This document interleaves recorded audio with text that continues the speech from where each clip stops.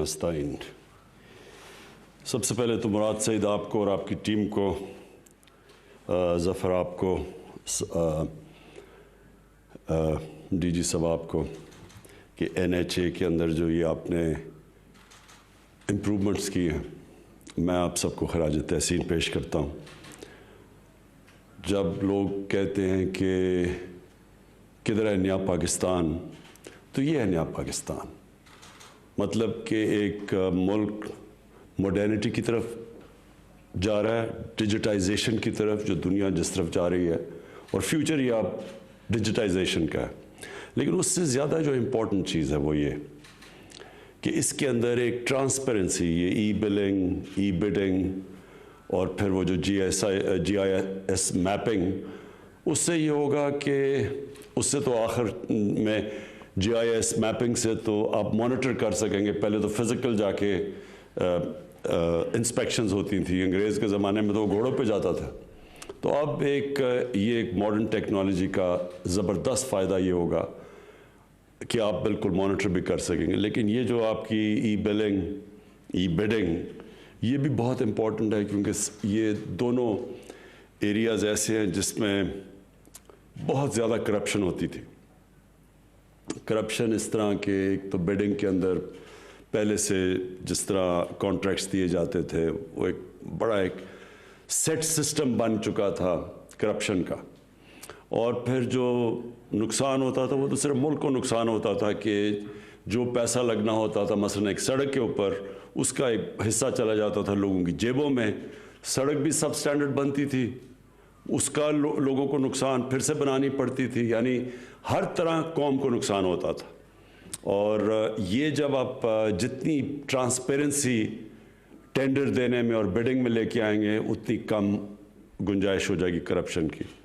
और ये जो आपने ई-बिलिंग का कहा, इसका भी जितना आप ऑटोमेशन और टेक्नोलॉजी लेके आएंगे, इसमें भी जितनी ह्यूमन इंटरेक्शन कम करते रहेंगे, उसमें भी ये जो अनफॉर्चुनेटली जो हमारा रिश्वत देने का पूरा सिस्टम बन गया है, एक जड़ें अंदर तक चली गई हैं। एक सिस्टम के अंदर एक ऑलमोस्ट एक्सेप्टेबिलिटी हो गई है। लोग समझते हैं कि बस ये पाकिस्तान ऐसा ही रहेगा, तो उसको ये चीज़ डिफीट करेगी। मैं आपको मिसाल दूं, हम आज से 20 साल पहले शौकत खानम के अंदर कैंसर हॉस्पिटल में हमने सारा फैसला किया कि पेपरलेस होगा सब कुछ। हमने फैसला किया कि कोई पर्चियाँ नहीं चलेंगी वहाँ, सिर्फ़ और सिर्फ हर चीज़ ऑनलाइन आ जाएगी, दवाइयाँ सब कुछ ऑनलाइन दी जाएंगी। हमने सॉफ्टवेयर इन हाउस डेवलप किया शौकत खानम में, और उससे एकदम किसी किस्म की करप्शन जो थी वो ख़त्म हो गई। यानी जो भी कोई समझता था कि दवाइयों के ऊपर पैसा, इम्पॉसिबल हो गया, लोगों के लिए नामुमकिन हो गया कि कहीं किसी चीज़ पे पैसा बनाए। और उधर से ये 20 साल पहले वहाँ किया, और मैं 20 साल पहले दुनिया में ये सिस्टम्स आ चुके थे। लेकिन मुझे अफसोस है कि आज एक 2021 के अंदर हम ये चीज़ें अभी भी हम पाकिस्तान में नहीं कर सके। और इसमें बहुत बड़ी रेजिस्टेंस एक स्टेटस को से आती है। स्टेटस को का मतलब कि वो लोग जो पुराने निज़ाम से नाजायज़ फ़ायदा उठा रहे हैं, वो चेंज नहीं आने देते। तब्दीली क्या होती है? तब्दीली वो होती है स्टेटस को चेंज करना। तो तब्दीली क्यों नहीं लोग ला सकते? क्योंकि जो स्टेटस को है, जो वो लोग जो उनको आप माफिया कह दें, उनको आप वेस्टेड इंटरेस्ट कह दें, वो पुराने सिस्टम से क्योंकि फ़ायदा उठाते हैं, वो चेंज नहीं आने देते। और ये जो ऑटोमेशन है, जब हमें दुनिया में पता है कि ऑटोमेशन से कितना फ़ायदा हुआ, मैं आपको अपनी एक्सपीरियंस शौकत खाना में बता रहा हूँ कि एकदम तब्दीली आ गई वहाँ। यानी नामुमकिन हो गया किसी के लिए किसी किस्म की रिश्वत देना लेना, दवाइयों में घपला करना। तो बाकी हमारी गवर्नमेंट के इदारों में क्यों नहीं आया? क्योंकि एक सिस्टम के ऊपर लोग एक करप्शन का निज़ाम चल रहा है। मैं आपको एक बताऊं कि शौकत खानम में हमें एक दफ़ा एक गवर्नमेंट के इदारे में, बताऊंगा नहीं कौन सा इदारा है, उन्होंने 3-4 लोगों का इलाज करवाया शौकत खानम से, और उन्होंने कहा कि हम इनके पैसे देंगे। तो इदारे ने पैसे दे दिए, उन जो मरीज़ों का इलाज हुआ। तो शौकत खानम अब जो कि 75% कैंसर का मुफ्त इलाज करता है, यानी दुनिया में कहीं नहीं होता, वो चेक गवर्नमेंट इदारे पे के पास लेके गए। वो गवर्नमेंट का इदारा शौकत आलम से कह रहा है कि जिसमें हमें इतनी कमीशन दो। एक चैरिटी हॉस्पिटल से वो कमीशन मांग रहे हैं, क्योंकि उन्होंने कहा जी यहाँ तो सिस्टम ही यही है, जो चेक क्लियर करवाओगे हमें इतने पैसे दोगे। तो ये एक बड़ी बदकिस्मती है हमारी। ये याद रखें कि कोई मुल्क तरक्की नहीं कर सकता जिधर इतना सारे रिश्वत के निज़ाम को एक्सेप्ट कर बैठे। कभी कोई मुल्क नहीं तरक्की कर सकता, कोई निज़ाम नहीं आगे बढ़ सकता जिसके अंदर इस तरह की रिश्वत, सबको पता कि रिश्वत चल रही और रिश्वत चलती रहे। और जो अल्लाह ने कुरान में कहा हुआ है कि मैं कभी किसी कौम की हालत नहीं बदलता जब तक वो कौम खुद अपनी हालत बदलने की कोशिश ना करे। हम जब तब्दीली लाने की कोशिश करते हैं तो इमरान खान आके एक स्विच ऑन करके तो तब्दीली नहीं लेके आएगा, कौम का ज़हन बदलता है। अल्लाह ने कहा हुआ है कि मैं नहीं तुम्हें तब्दील करूँगा जब तक तुम खुद फैसला नहीं करोगे कि हम इस तरह की ज़िंदगी नहीं गुजारना चाहते, हम अपनी ज़िंदगी बेहतर करना चाहते हैं, हम भी दुनिया के अंदर एक छाती निकाल के फिरना चाहते हैं कि हम पाकिस्तानी हैं, हरे पासपोर्ट की दुनिया में हम इज़्ज़त चाहते हैं। तो ऐसे तो नहीं इज़्ज़त आती, इज़्ज़त एक खुददार कौम को मिलती है, सच्ची कौम की इज़्ज़त होती है। जब मलेशिया और इंडोनेशिया में जब लोगों ने इस्लाम कबूल किया तो वहाँ कोई मुसलमान फ़ौज तो नहीं गई थी, मुसलमानों ने फतह तो नहीं किया था इंडोनेशिया और मलेशिया। जो मुसलमान ताजरों का कैरेक्टर देखा लोगों ने, उतने मुतासिर हुए कि उससे वो लोग मुसलमान हो गए। सच्चे लोग थे, कैरेक्टर वाले लोग थे, कोई बददियानतदारी नहीं करते थे अपने लोगों से, लोग रिस्पेक्ट करते थे, उनकी अमानतदार लोग थे, इसलिए लोग उनको मुतासिर होकर उनकी तरफ आए। तो हम पाकिस्तान में रियलाइज़ नहीं करते कि अल्लाह ने इस ज़मीन को क्या क्या नेमतें बख्शी हैं। और ये मैं जब बड़ा हो रहा था तो ये पाकिस्तानियों की दुनिया में इज़्ज़त थी, तेज़ी से ऊपर जा रहा था मुल्क।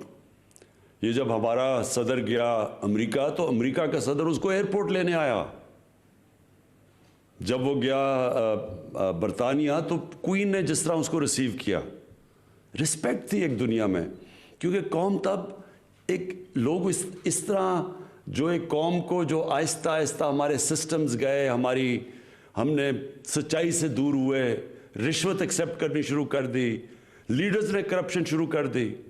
अभी ये क्या, ये जब ये एक ब्रॉड शीट एक चीज़ सबके सामने आई है कि उसने पाकिस्तान गवर्नमेंट ने एक फर्म को कहा कि जी हमें हमारे मुल्क के सरबराहों को जो चोरी किया था पैसा, उसके लिए इन्वेस्टिगेट करें। इंग्लैंड की फर्म थी। तो वो जो इंटरव्यू दे रहा है वो क्या कह रहा है कि किस तरह पाकिस्तान से पैसा चोरी करके बाहर जा रहा था, और कौन कर रहे थे? पाकिस्तान के वज़ीर आज़म, पाकिस्तान के वज़ीर, वो चोरी करने पर लगे हुए थे पैसा। तो जब मुल्क का सरबराह चोरी करे, वज़ीर करे, तो वो तो नीचे तक सिस्टम, सारा सिस्टम करप्ट हो जाता है।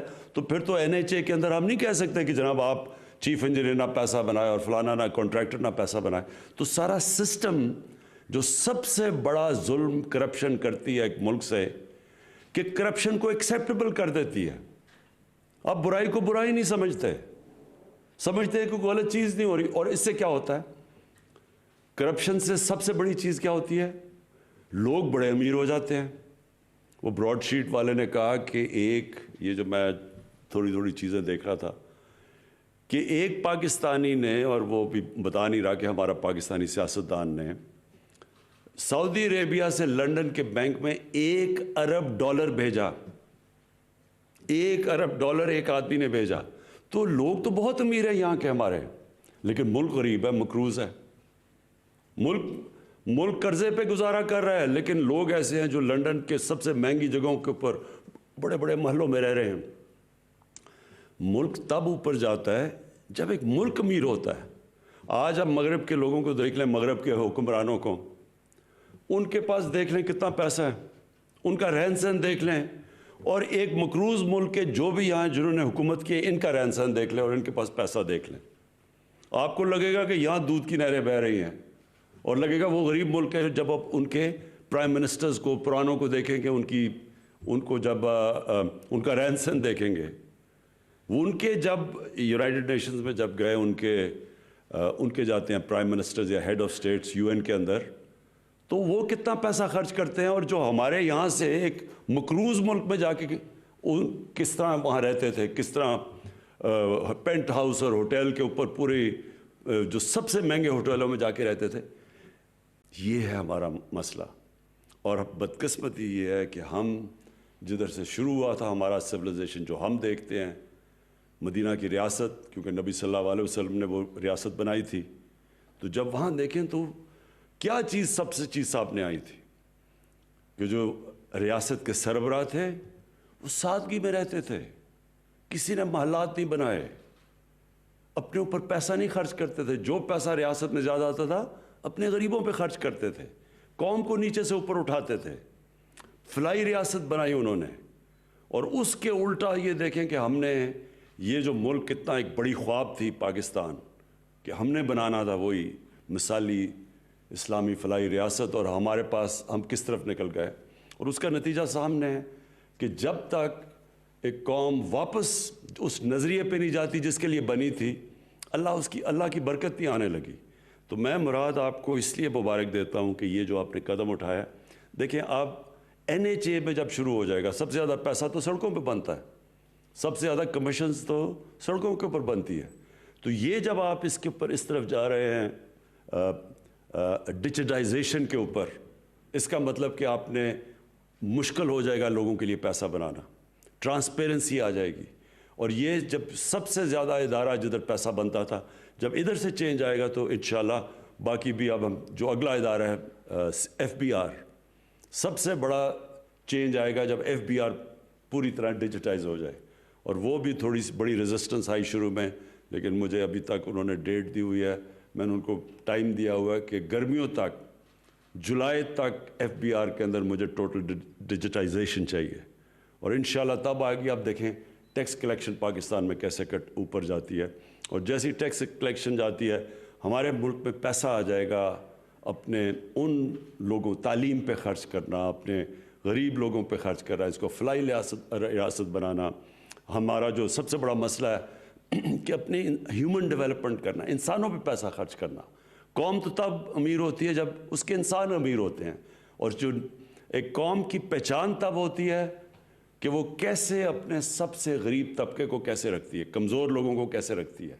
امیر لوگ نہیں کیسے رہتے، اس کے جو کمزور طبقہ کیسے رہتا ہے. اور انشاءاللہ جیسے جیسے ہمارے پاس ریونیو بڑھتا رہے گا، FBR کے اندر ریفارمز آتی رہیں گی. کرپشن جب آپ کو مثلا سڑکوں کے اوپر جب ختم ہوگی تو ہمارے پاس، جو مراد نے اصل بات کی کہ ہمارے پاس اور زیادہ پیسہ آ جائے گا خرچ کرنے کا. انفراسٹرکچر کے اوپر ہم اس کو اور بہتر کرتے جائیں گے. انفراسٹرکچر جیسے ہی بہتر ہوتا جائے گا ملک میں زیادہ انویسٹمنٹ آنی شروع ہو جائے گی. تو یہ آج بہت بڑا قدم آپ نے اٹھایا ہے. میں انشاءاللہ اس کی وجہ سے ہم اور منسٹریز کے اوپر بھی پریشر ڈلوا لیں گے کہ گورننس کے اوپر ساری سب منسٹریز جائیں. اور ان کو بھی ہم نے ٹائم سکیل دیا ہوا گرمیوں کا کہ اگلے 6 مہینے تک ہم ایکسپیکٹ کرتے ہیں کہ پاکستان کی جو منسٹریز ہیں سب گورننس کے اوپر آ جائیں گی. شکریہ.